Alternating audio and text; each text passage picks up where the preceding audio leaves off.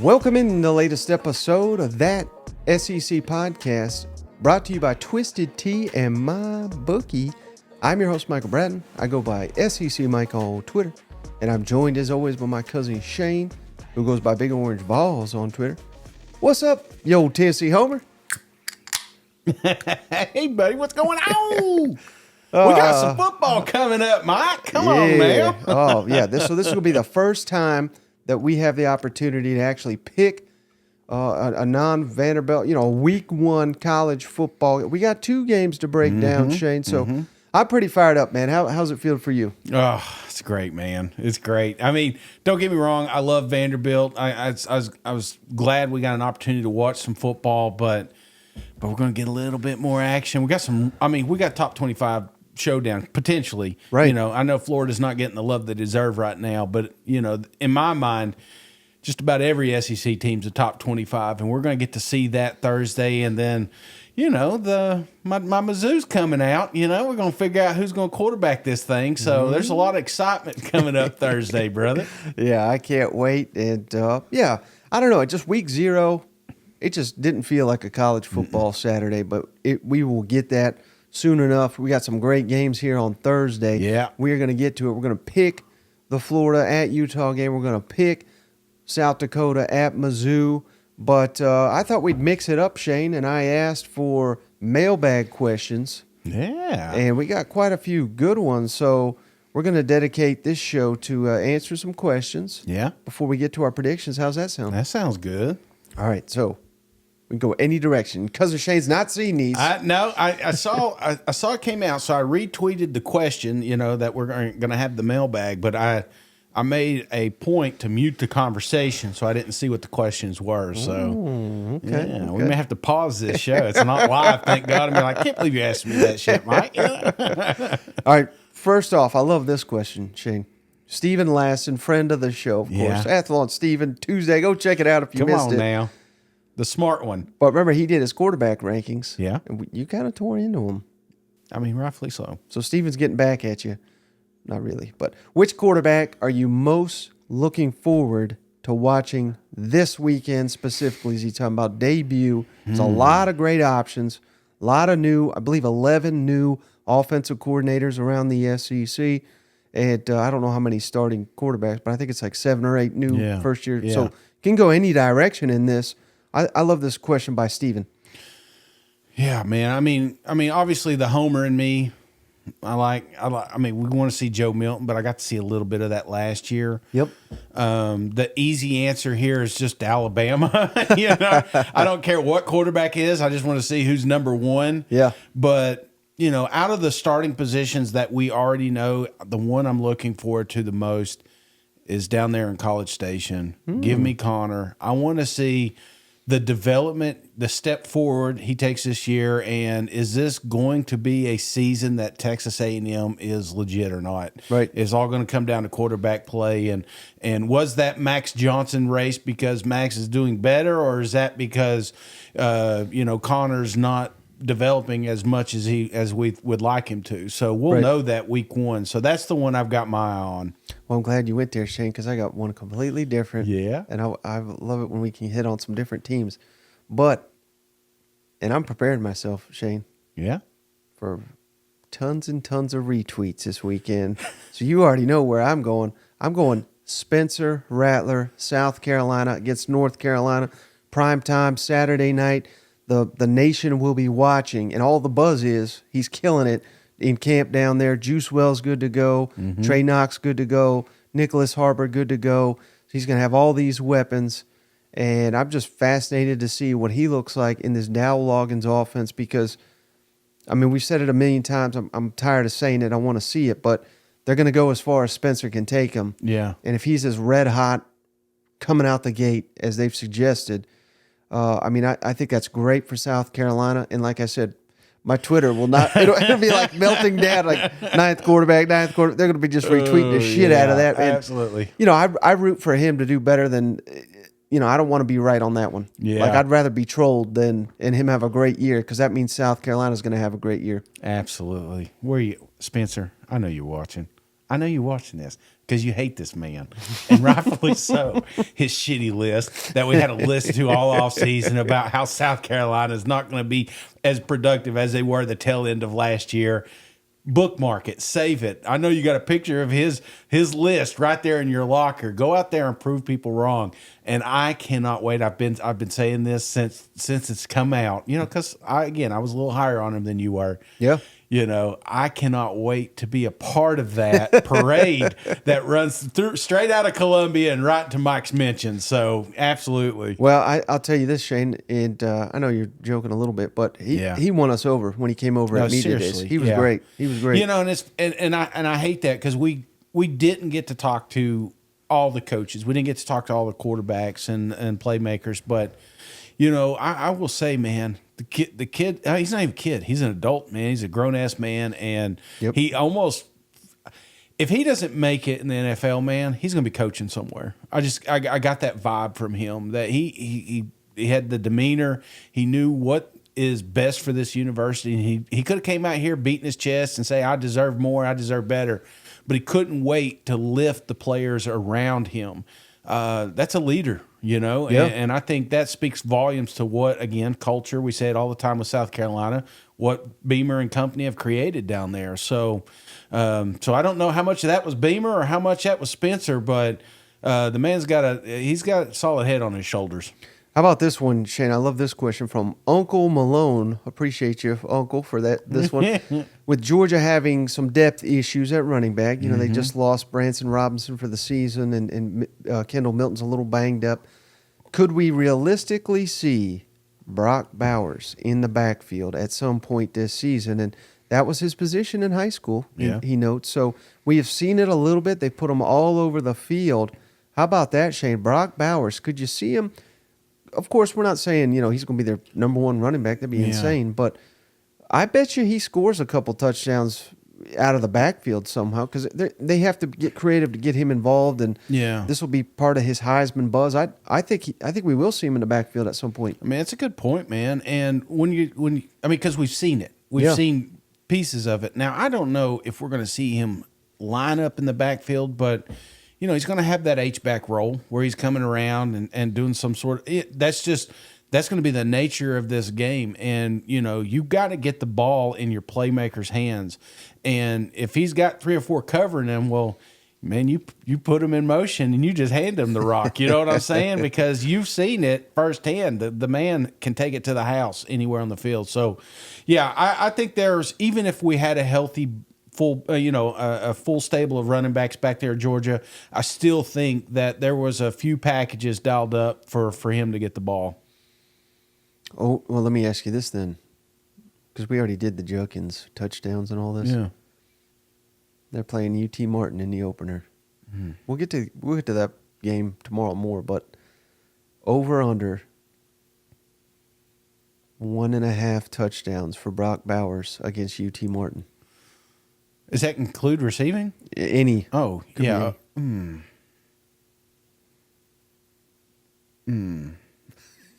I mean, because it is an inferior opponent, it feels you don't know how much he'll play. I know he could score 5 touchdowns if he played for 4 quarters. Get one early, but again, the problem is he's going to get so much attention from that defense that everyone else is going to be flying the hell open. So I'm going to go under, and it's not okay. Well, let me ask you. Let me mix it up a little bit. Who has more scores? Just scores. Period. Brock or DK for South Carolina? Just week one. Just week one. DK. Give me DK. Okay. Because I think he'll play the whole game and it'll be a high scoring matchup. Yeah. There he is. That's Brock right there. He's at the door. He's tired of this shit. Who let the dogs out, They've already started. But that's a good one. All right, how about this question, Shane? I love this one. This is from Steve Moulton, WZZN down there, Alabama radio. Moulton? Yes, sir, Steve Moulton. That's a cool name. One of the best around the... Cousin Steve. Cousin Steve out there doing radio in Alabama. Uh-huh. He was the one that helped us get Spencer Rattler, believe it or not. And he's the voice Yeah. of the SEC teleconference. That's what he asks a question to every coach. He's the only one. He's been doing it for like 20 years. Great question here. And we got to pick, right? Start one, sit one, cut one. Yeah. And he's using creative language there, though, for LSU hype, Tennessee hype, Texas A&M hype. So basically what he's asking us is who will live up to the hype, who will fail, and I guess who will fail miserably here. LSU, Tennessee, or A&M. And he's not saying overall, he's talking about the hype because he's right. Those three have incredible hype right now. And we're only answering this because he's asked it. So we're not saying LSU in a tank, Tennessee in a tank. But which one do you think of those three, LSU, Tennessee, A&M, more likely to live up to the hype? Let's do that first. Okay. Live up to – why don't we do like exceed? And then, I'm going to go A&M to exceed to six. Shit, Mike. Secede. Well, we got another one, a sip of these guys here.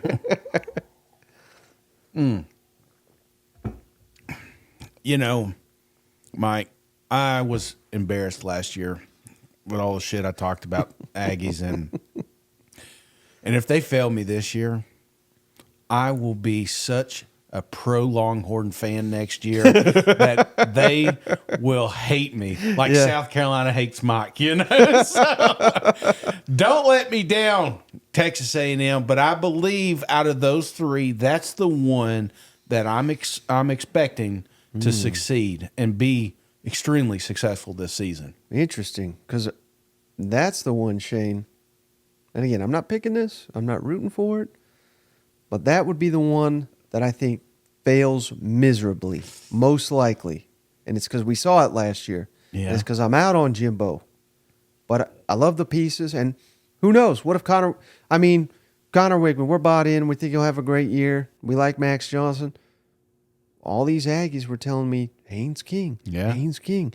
You ain't heard about Haynes King. You ain't seen Haynes King. Blah, blah, blah. And he was awful. Yeah. You know what I mean? So, again, that's got nothing to do with Connor Wigman, but we've seen this hype before. Right. And we've seen issues in the locker room before. And we've seen talent fail to live up to expectations. So, I think of those three, the most to crater is Texas A&M. God, he hates Jimbo. I mean, you can just feel it, right? Okay. Well, the one that I think is going to get egg on their face this year, out of those three, is the one that you crowned the SEC championship. Yep. So give me LSU Tigers. I think that one is going to be a tough pill to swallow. I think we have quarterback controversy before the year's up. I think people are going to be wanting to see old Nussmeier coming out there and slinging the rock. And here's my thought process with this. West was a wild year last year, kind of a down year. In the scheme the East of was things. better, I thought. Right. LSU got into an SEC championship, but when they did that, so did the expectations. Expectations for a 10, 11 win season is what's coming up. Yeah. Brian's out there at media day saying, "Whoa, we don't have Georgia's schedule. We don't have their roster. Yeah. We're extremely thin." He's trying to kind of bring down some of those expectations. They got nobody's got an easy schedule in the West, but they have a daunting schedule right out of the gate. They play Florida State, which me and you are still thinking LSU's going to walk away with. I'm not doing your prediction or anything like that, but it's still. It's not South Dakota. Right. It's a tall glass of water. So, if I'm picking a team to potentially, and I'm not saying they're going to, but I said potentially take a step back or maybe not hit that hype that's coming into this season, give me LSU. Now, that's the one I'm kind of middle of the road because I could see it. Injuries can happen. Yeah. Florida State right out the gate. That could be one that derails momentum. They play at Alabama. Yeah. So I'm. Even considering the hype I've given them, like a 9-win season, that's pretty disappointing. I probably shouldn't say quarterback controversy. Worst case scenario, like if this thing gets derailed, people are going to want to see Garrett at some point because he did have such a phenomenal offseason. If they're as good as I think they could be, I think Jaden Daniels is going to be Heisman candidate. Oh, dude, if they make it to another SEC championship, it's going to be because of Jaden Daniels. So right. I'm with you on that one. So that's the one I'm kind of middle of the road. and this is not just for you, buddy, but Tennessee. That's the one I think can exceed expectations because nobody had him winning 11 last year. Hendon Hooker was a solid quarter. I was just talking to a South Carolina guy. He's like, once in a generation talent, Hendon Hooker. You guys don't realize what you're missing. They weren't saying that a year ago. Right. He wasn't a generational talent at Virginia Tech. Now, I'm not trying to take away from him because he was outstanding, and you don't just grab another guy and he's just as good. But this is Josh Heupel's system. Yeah. It's the system. And we saw even when receivers sat out, they plug and play. This time last year, Shane, who was the receiver we were all hyping up? Cedric Tillman. Yeah. He'll be a first-round pick. He's going to be the best receiver in the SEC. He wasn't even the best receiver on the team because they had another guy that they developed and got the most out of him. Right. And we saw it late in the year with Squirrel, and we saw it consistently with Brew. Yeah. And Ramel Keaton all season long. Now they're adding Dante Thornton, who our buddy Jesse Simonton on 3 predicts Thornton will have more touchdown catches than any receiver in the SEC. I mean, they got weapons galore down there. Mm-hmm. I think Tennessee is a lot better than people are giving them credit for, particularly on defense. Everybody thinks the defense is garbage. Yeah. I think they're going to be solid on defense this year. So give me another 10-win minimum season for Tennessee, and could be even better. Could be the team to beat in the East. Oh, keep going, Mike. Keep going. Yeah. Are you saying that because we're face to face? Like if you were in Nashville, you would have shit on them. Well, that's the one that I think is obviously when you're talking about neutral. Like the hype is 9-10 wins. So I think that's what we get. I think that's what the Tennessee Vols do, and a lot to the point that's that you made. A lot of people putting the pressure on Milton and that this is his team and stuff. There's a lot of things that are going to make this volunteer team better. The defense, like you said, the receiving room we got new names, but maybe they don't miss a beat. So the running backs. I mean, this running back room. We talk about some of these other teams and how great they are. Tennessee's loaded back there in the running back room, and we'll get a lot of rushing yards this week against Virginia. So, yeah, I think Tennessee's in a good spot, and that's why I'm neutral with them. Mm-hmm. Wouldn't surprise me if they exceed expectations, but then again, it wouldn't surprise me if we have a 9-win season. I mean, that I don't think would kill this fan base. Yeah, you sound like a man who's just don't want his heart broke. No, please, man, we just got there. You know what I'm saying? So I was somebody was joking. I saw a little video of Butch Jones, and I shouldn't mention his name because it's like, what's that? Voldemort. You're not supposed to say his name or whatever. Yeah. But there was a video of him putting I just think it was a State Farm commercial, and he's putting the bricks and making a mailbox. And then, it's a joke now, but I remember when that commercial came out and I was ready to run through a brick wall for that guy, thinking we finally made it. That's how I felt at the end of the season last year, is that we finally made it. Mm-hmm. But there's that little devil on our shoulder that says, maybe, may just Butch Jones's thing. So I want to see one more year, and I think that all gets put to bed when Virginia comes into town. Now, we may have already answered this, Shane. I'm going to leave this one to you. But Kyle, appreciate the question. Mike and Cousin Shane, you guys are killing it. Love what you do with the humor and honesty. But I'm seeing a path for the Aggies to reach the playoff. And he says, Connor's the real deal. Strong weapons, stout defense. And Bobby P, what say you, sir? I'm not picking A&M to go to the playoff, but they got all the pieces to get there, in my opinion. Yeah. It takes a lot, championship runs is got a lot of factors, not just a coordinator, not just a quarterback. It's, can you stay healthy? Does Lady Luck come your way when you play a team like Alabama, or a situation, maybe you're ill prepared and all of a sudden you squeak out a win there at the end just because you just willed it to happen. So that's college football. That's SEC football 101. So yeah, there's a lot of pieces, but from an outsider looking in, I'm sold on Connor. I'm sold on Bobby running this thing and Jimbo kind of loosening up those reins a litting bit and letting someone else do the work. Focus on the bigger picture, not just one side of the football. And I think that's what it was just a little too involved. Yeah. And you need to be more of a general manager. So if Jimbo can do that, if he can loosen up a little bit and let these coordinators do their thing, brother, I could see it. I really can. The team's deep. It's loaded. It's just as talented as the other programs that we talk about winning SEC championships. Mm-hmm. So why can't A&M do it? Why not? Why not? All right, Nathan with 3 N's, Shane. Mm-hmm. Love the show. Thank you, Nathan. Wait, on the front or the back? Well, that's a good question. On the back. Okay. Nathan wants to know who's under more pressure as an individual this year, Spencer Rattler or Joe Milton? Or this couch. I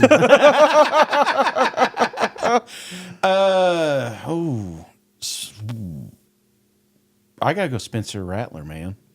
I think if Joe were playing UNC, I would say Joe would have more pressure. I really think this game day there, that's extra pressure for Spencer that he didn't need in an already tough, brutal schedule, because they do. The month of September is going to dictate the future of that program, and you can't say the same about Tennessee. Right. Tennessee has an opportunity to kind of ease into this thing, get Joe comfortable. So the pressure week 1, Spencer Rattler.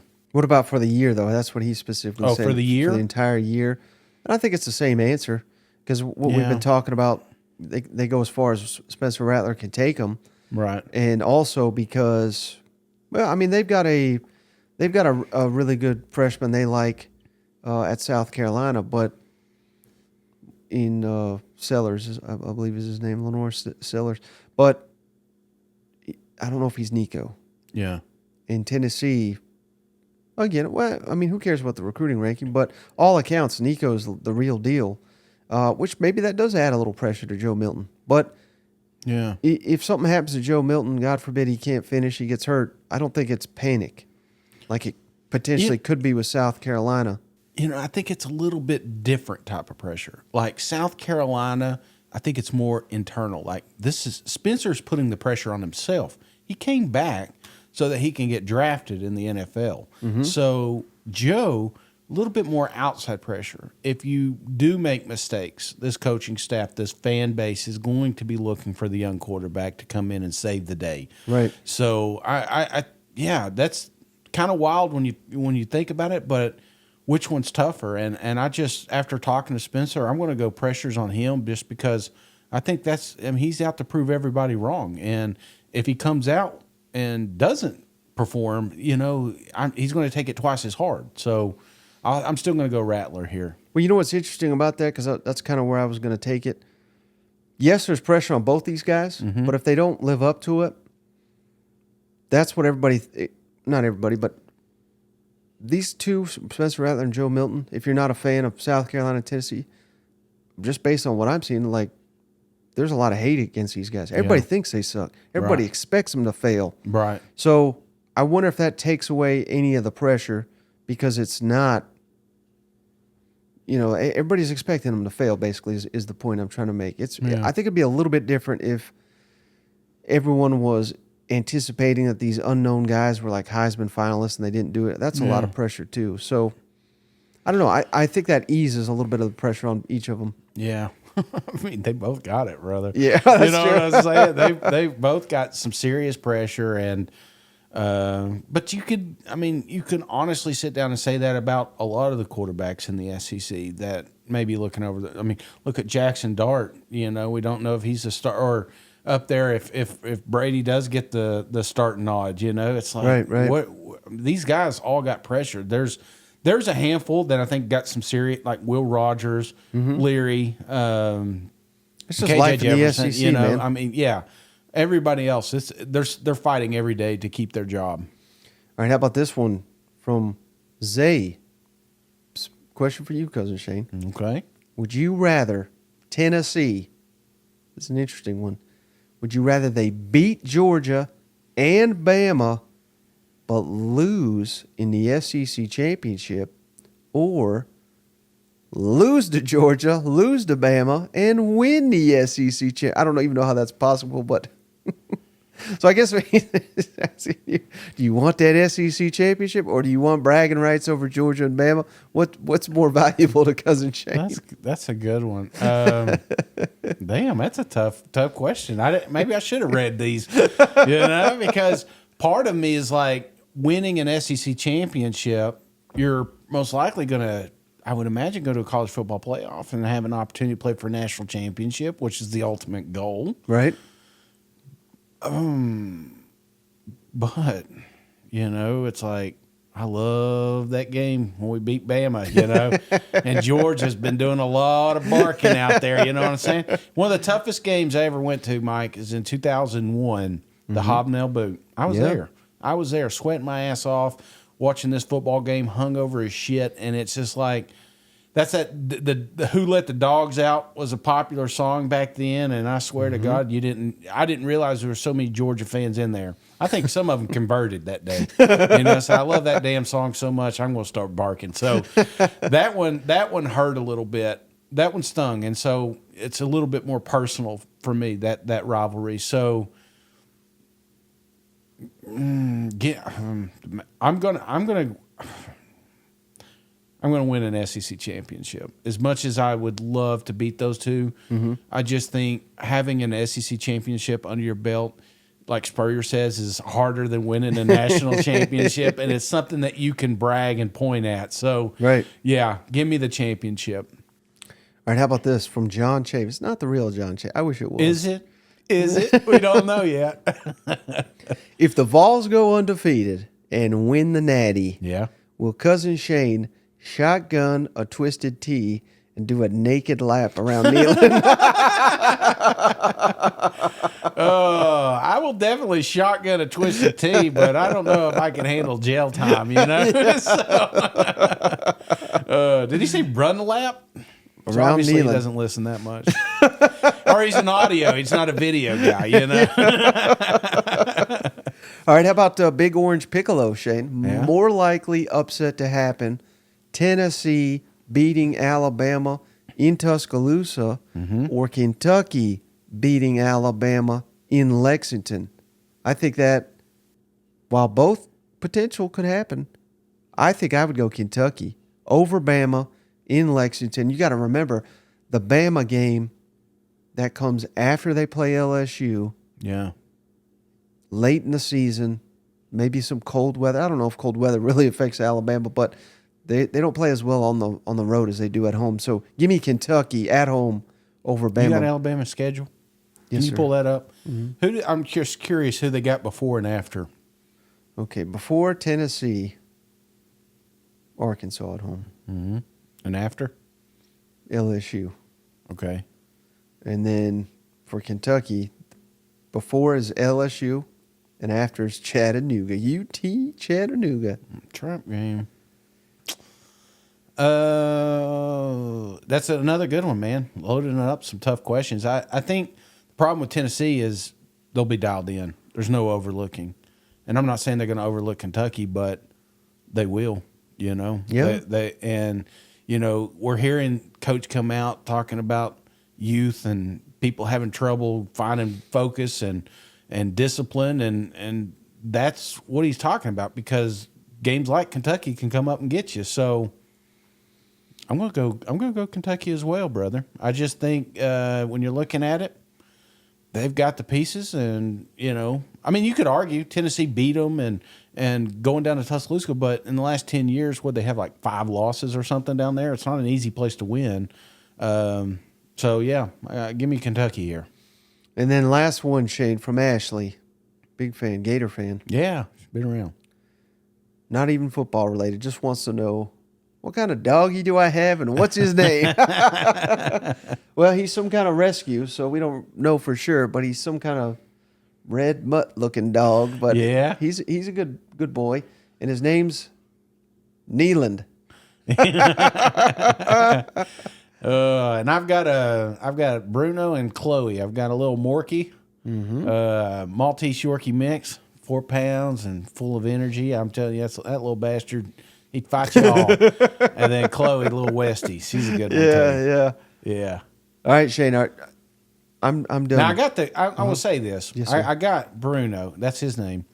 I got Bruno for my girls, and I mean, who doesn't want a little morky, little tiny little dog, So I get this, and Dad, we'll feed him, we'll bathe him, we'll take him out, we'll do all this. We'll keep our rooms clean, shit like that is not going to happen. And so fast forward, I mean, we've had him for a while now, say about 8-9 years. And my little one, she was noticing that he follows me. Every time he goes outside, he'll search the whole house till he sees me. And then he can like chill for a minute, especially if he knows I'm home. And she was like, why does he do that? And I said, when's the last time you fed him? When's the last time you took him outside? So you keep a little bacon in your pocket. I said, I guarantee he'd follow you around too. Yeah. So it's not rocket science. He's just looking for the guy that takes care of him, Now go clean your room. Well, Shane, I'm done answering questions. I'm ready to pick some football games. How about you? Hell yeah, Mike. Let's do it. Before we get to that, Shane, we got to mention we're proud to be sponsored by MyBookie. Head on over to mybookie.ag today. Put in that promo code, that SEC, THAT SEC, and they are willing to give you a welcome bonus deposit of up to 50% of your initial deposit, all the way up to $1,000, Shane. So yes, we could be talking free $500 today over at mybookie.ag with that promo code, that SEC. There's a link in the show notes to take advantage of this offer, and this really, really helps the podcast more than anything else. Guys, take advantage of these sponsorship opportunities. Keep the show independent. My goodness, Shane, I came all the way down. I've moved into your duplex. Yeah. The least these people could do is throw $50 on a MyBookie account. It's free money. It is free money, and then obviously, if you take my locks, you're going to make more money if you go the opposite. So it's a win-win. So, hey, I'll say we had a lot of listeners last week subscribe and sent out a couple bets their way. And I don't know, if they keep sending me winners, I may have to just start copying theirs. Yes, sir. The podcast also, Shane, brought to you by Game Time Sidekicks. We both got our Game Time Sidekicks Absolutely. right here. We promise you will not be disappointed with this officially licensed NCAA stainless steel tumblers, sippy cups, dog bowls. They got a wide collection of unique cups over at Game Time Sidekicks. You can see our Joe Milton sidekick there if you're watching on YouTube. They got many player cups over at Game Time Sidekicks. NIL. Thanks to NIL, Shane, we can get cool things like this from Game Time Sidekicks. So find your favorite player over at GameTimeSidekicks.com. Use that promo code SEC for 20% off your entire order over at Game Time Sidekicks. And again, there's a link in the show notes. When you get to the checkout, put in that promo code SEC for 20% off your entire order. We're also brought to you by Manscaped, Shane. Yeah. I know Shane's ready to get Manscaped himself up this season with a couple bets go the wrong way, and you can join in on the fun. Head on over to manscaped.com. Same promo code, SEC, will get you 20% off your entire order and free shipping, even if you're international, free international shipping thanks to manscaped.com, promo code SEC. Head on over, check out the Beard Hedger Pro, Shane. Yeah, it's real nice. It's a hell of a product, and this will last you for years and years and years. They've sponsored the show multiple seasons, and I use all the products they send me, so I cannot recommend it. After this show, you know? I was like, I gotta take care of this. I'm getting a little too woolly, but I was thinking it would be kind of, well, I don't want to say kind of cool because Kentucky fans obviously hope that this doesn't happen, but one of the bets we got going on right now is if Ball State somehow pulls this thing off, I got to manscape it all. So not looking forward to that. So that's why I'm all big blue this weekend.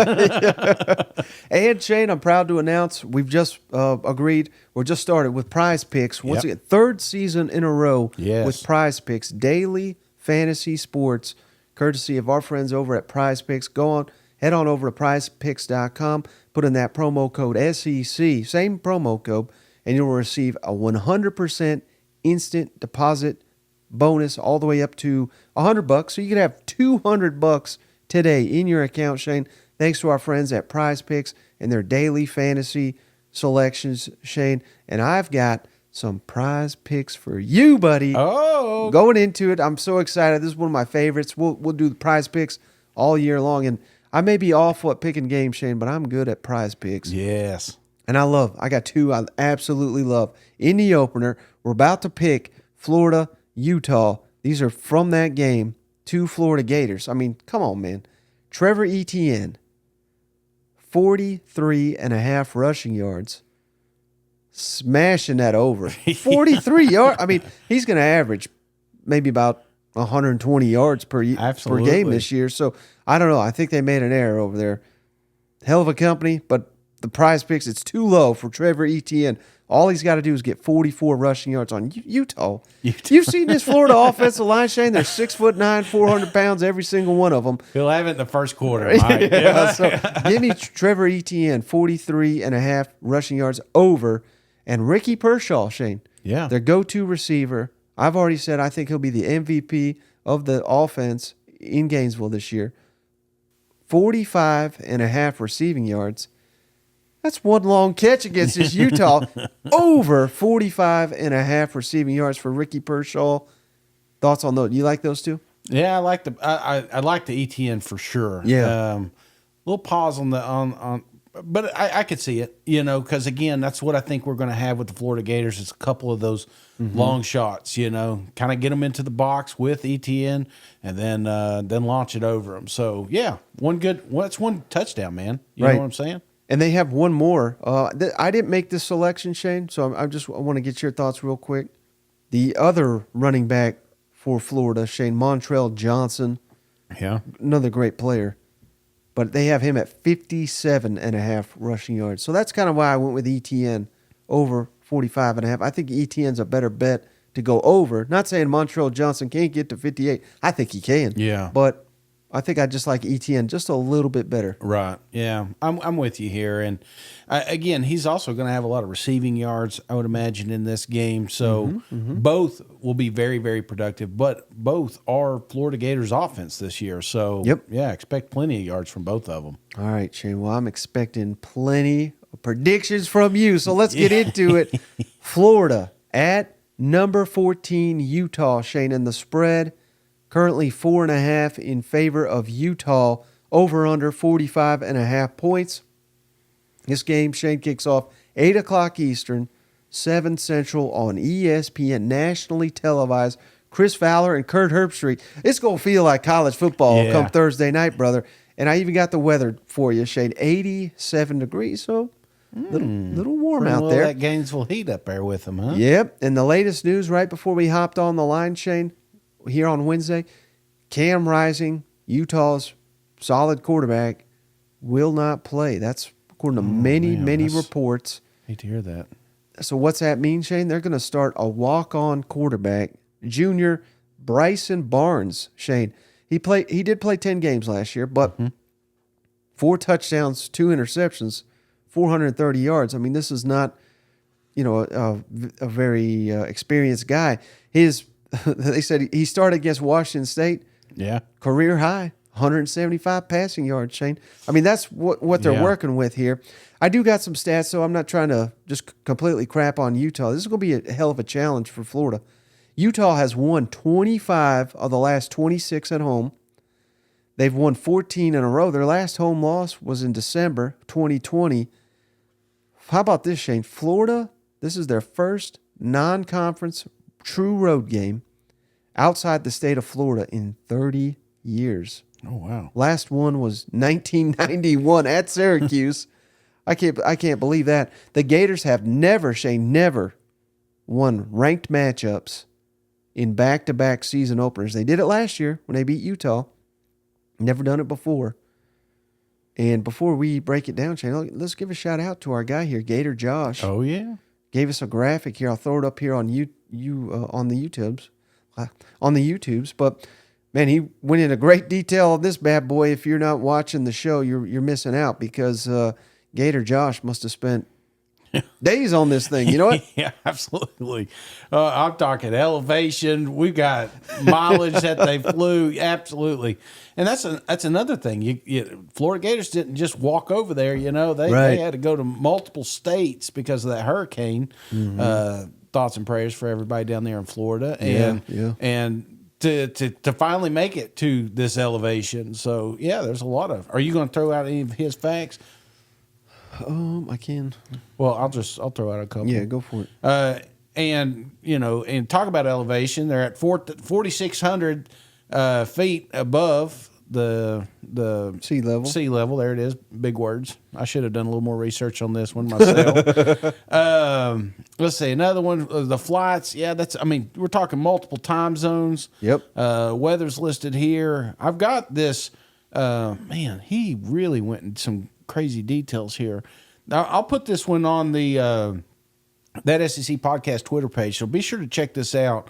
Because that's one of the first things you hear about is the elevation with games like this, and I've been there. It's real. Yeah. Even walking around, I got a little winded. Of course, I'm really bad out of shape, but you got to go to Utah, Mike. I do that in East Tennessee,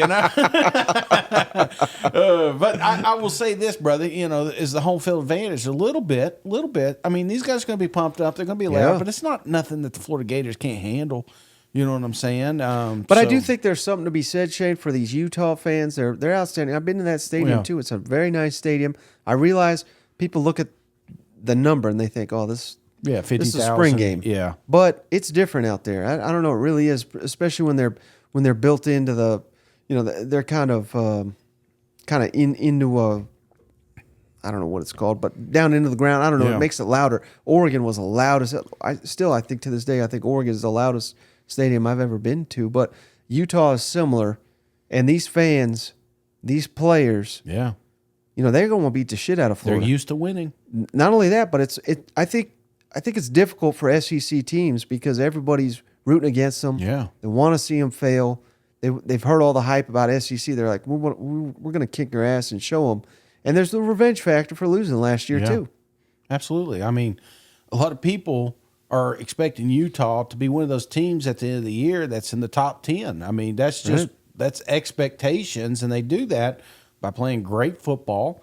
Yes, their quarterback's out, but they've got backups. They got plenty of talent on that roster, and there's a lot of talent on that roster not injured and ready for those Florida Gators, and they know exactly what's coming to town because they played them last year on the road and damn near won it over there. So, I'm with you, brother. The closer that this game got, the more and more I got worried about the Florida Gators, just because it sounds too pretty, man. You're missing a quarterback. It's just like, okay, yeah, they've got a lot of missing a tight end. Is that tight end playing? I think he's out too. So I'm so the pieces are falling in place. But is that enough? Is that enough for Billy Napier and company to go up there and win? A lot of pressure on a quarterback that wasn't Mertz. I mean, you talk about pressure on a quarterback spot. Granted, there's not anybody really behind him, right? But he's going to be the face of this team this season, and he came down here, Shane, because he didn't live up to the hype at Wisconsin. Mm-hmm. So this is like his shot to prove he can do it before hopefully going to the NFL. So there's pressure on him too. Yeah, absolutely. Well, I am tired of kissing Utah's ass, Mike. I'm not going to do that because the Florida Gators are going to win.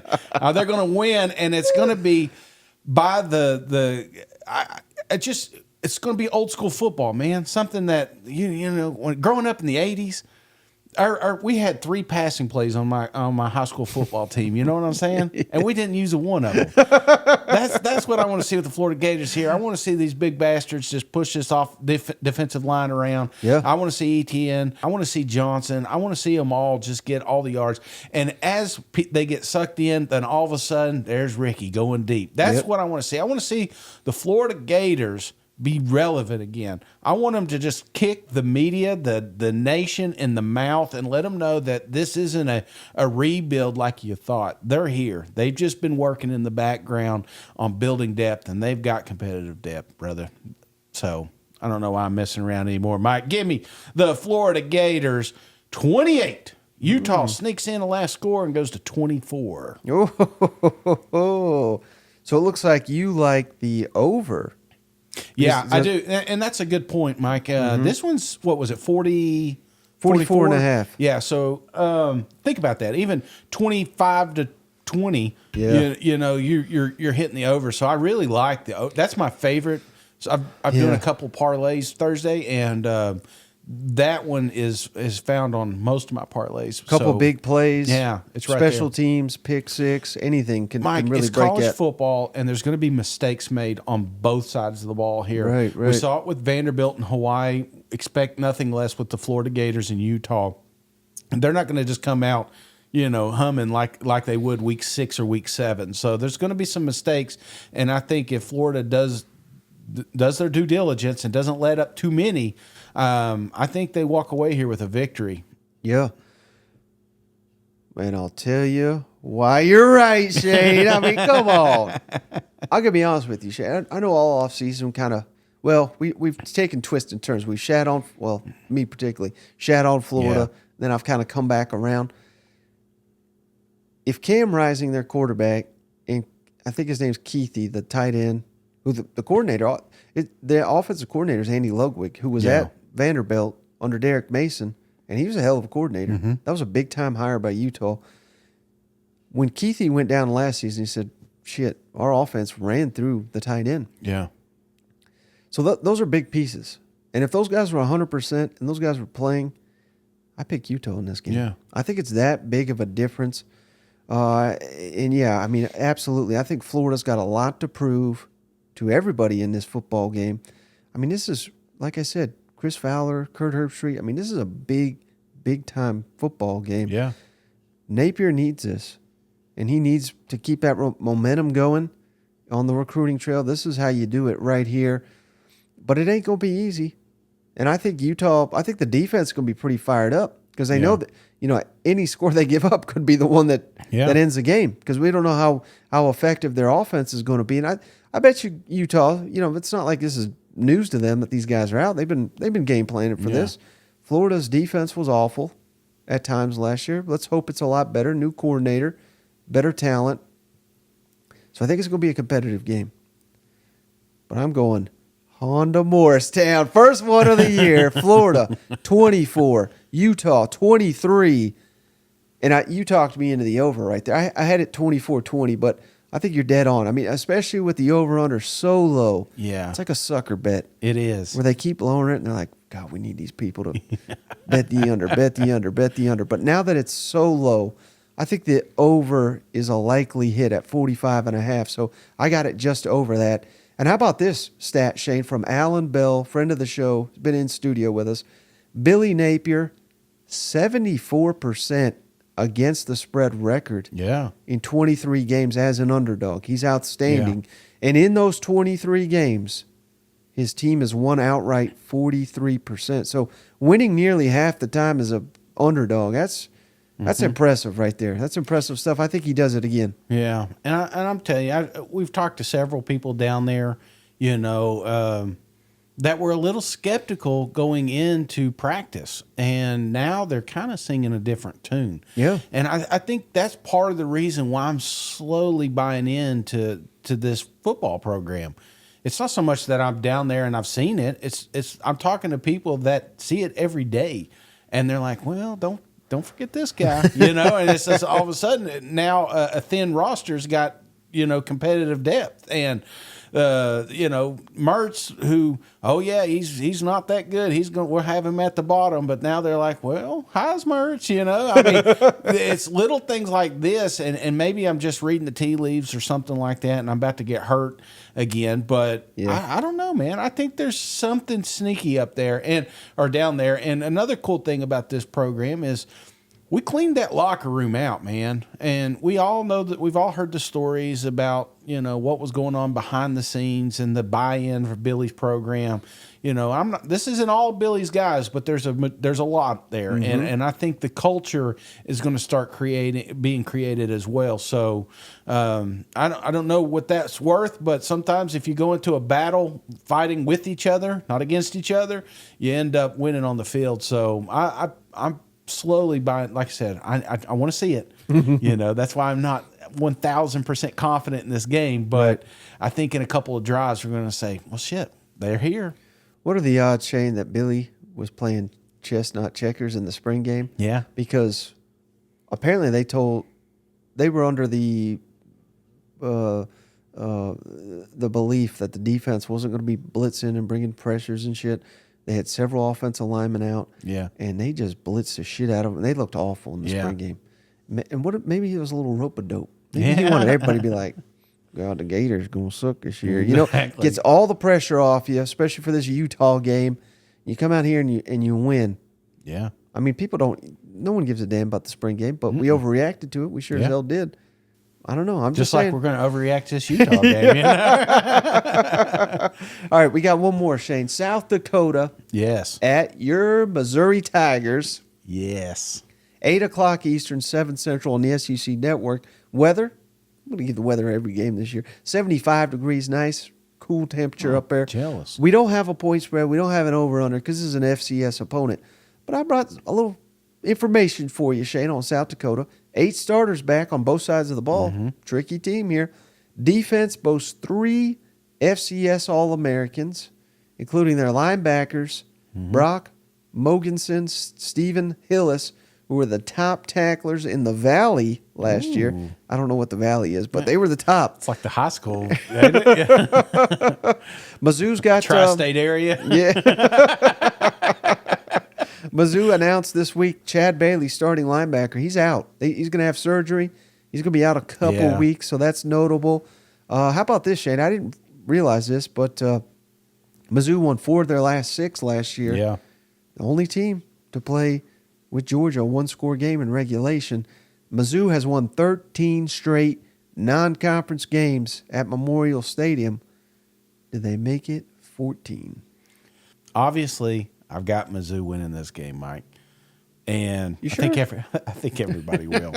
But there are some things that we're looking for. Yeah. We're looking for the quarterback. We're looking for these receivers. Who's going to step up? Is this offensive line going to make some holes for these running backs? And these little lingering questions that we've had throughout fall camp, I think, get answered during this South Dakota game. But one question I don't have is how good this defense is, Mike. And that's why I've got this game out of hand, 52-0. No. They have more points than they allow rushing yards. It's happening, brother. So this will be an absolute bloodbath, and there's a reason that I think Drink's been a little bit. You've seen him. You've seen him talk here lately, and I'm not saying he's a terrible poker player, but if we were, he's holding aces. You know what I'm saying? So I don't know if he's just been listening to this pod or something on the way to work, but we're all ready to see it. And this is what you're going to need. This is a launch pad for your successful season, is coming out, answering some of those lingering questions, like I said, and then putting some of that to bed. Okay? This is our quarterback moving forward. Yeah. We are going to establish the running game to give our quarterback an opportunity to make plays down the field. So, yeah, this is a big year for Drinking Company, and it starts off with just a total ass whooping. Yeah, let's call it what it is, Shane. I mean, this is a game where let's let some of the kids play. Let some of the walk-ons and things of that nature. So iron out some issues. This is basically a scrimmage against a new opponent. Yep. So we're expecting them to kick ass, look good doing it. This has got to be a start. But I think it's very important, Shane, that they don't kind of play with their food, like I said the other day, build some momentum. And I realize beating South Dakota, you're not going to get momentum from anyone. Yes. No one's going to give you respect for that. Right. But it can be a nice launching point for the rest of the season. And that's what this needs to be. They need to make quick work of them. I'd love... It may not even come in this game, but I would love an answer at the quarterback position where we watch it and say, "Oh, it's got to be to be either Cook or Horn. It's got to be." That's what I really want to see. So I'm right there with you. I'm not quite as 52-0 as you, but I'm going 45-17 6. I think they get a couple field goals in the second half here against the backups. You know what? Yeah, see, the 6 that you have, I've got fumble return for a touchdown. So. But man, I can't tell you how excited I am to watch these games tomorrow. Well, today, tomorrow as we're recording, but tonight, football, and then we'll be back doing a live show on Thursday, breaking down all the Saturday actions. Man, it's real. This is real. You're listening to this tonight, 6 o'clock. Jump on YouTube, Twitter, whatever you got. We're going to be live answering questions, talking about the rest of our picks. Yep. We'll have our My Bookie lock of the week, so you can go ahead and cash that check. And then, more prize picks. Yeah. Prize picks, all of them. Again, it's here. It's upon us. The season is upon us, Mike. The talking is over. Yep. It's time to put up or shut up, and that's what we've been waiting on. So I'm loving it. Yeah. Well, I appreciate you as always for making the trek over. Yeah. I appreciate all the cousins for tuning in. We'll catch you on the next one. What are we gonna do when it snows? See you guys. Go Vols. Can't make it. Call in.